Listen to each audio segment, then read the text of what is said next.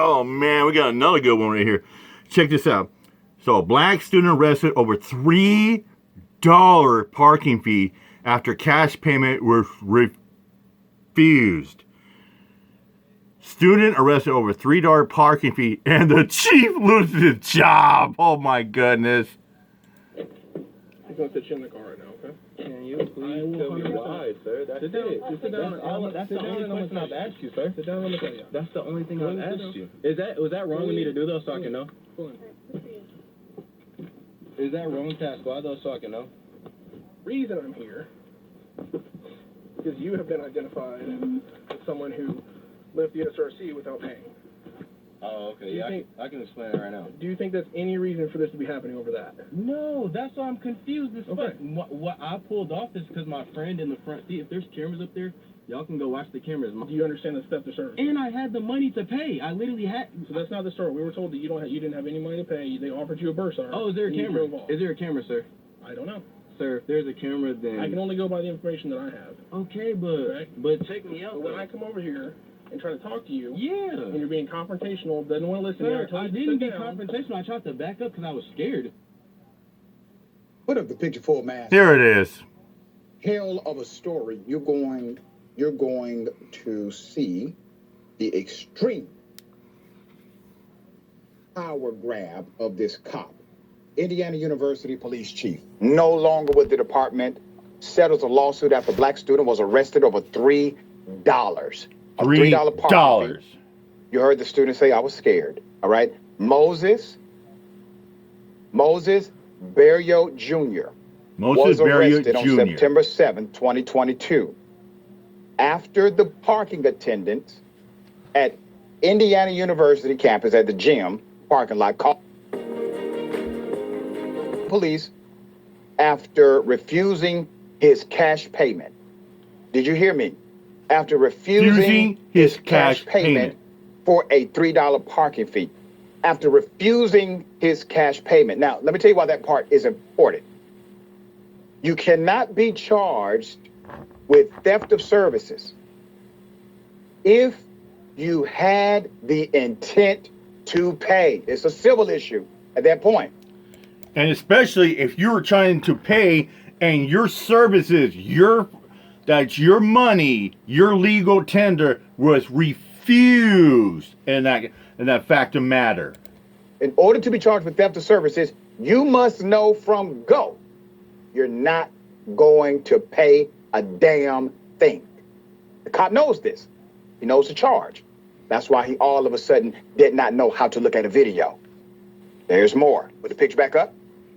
So this young man, Moses, who was pursuing his master's degree in public health and administration and behavior at the time while working for sexual violence prevention and victim advocacy at the university, had just finished his workout at the university's gym when he tried to pay the $3 parking fee with a $5 bill.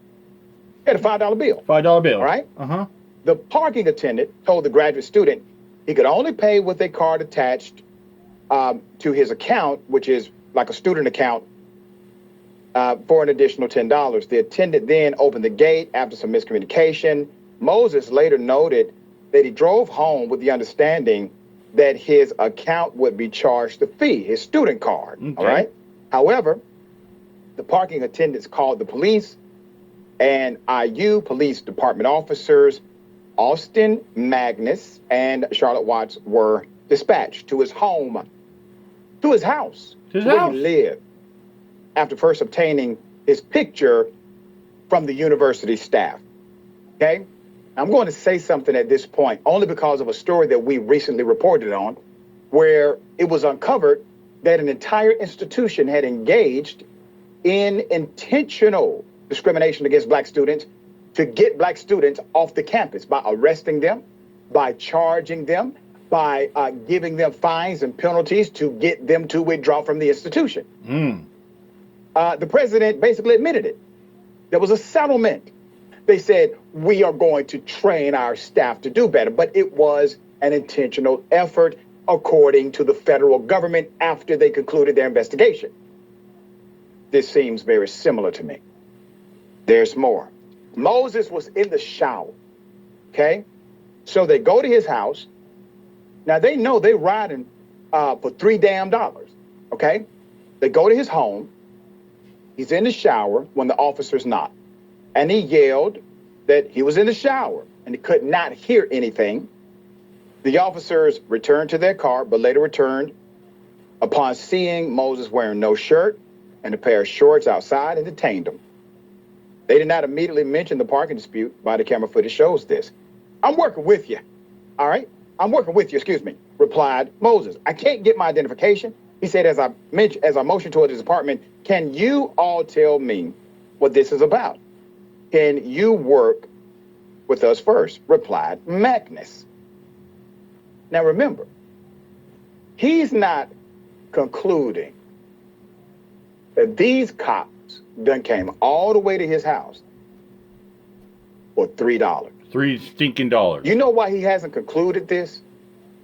Because he's not a dumbass like the police officer. Oh, yeah. He thinks they are there for some real business. They just may have the wrong place. Okay? Mm-hmm. He thinks they may be engaged in real police work. They just made a mistake here. There's more. Magnus later told Moses he was being arrested for not following direction. Okay? Not following directions. When he told the student to sit down. After being detained and put in the back of the squad car, Moses was told by the police, while the police were there, I was scared, he said. The criminal charges obviously were dropped. The chief is no longer with the department. Full mask.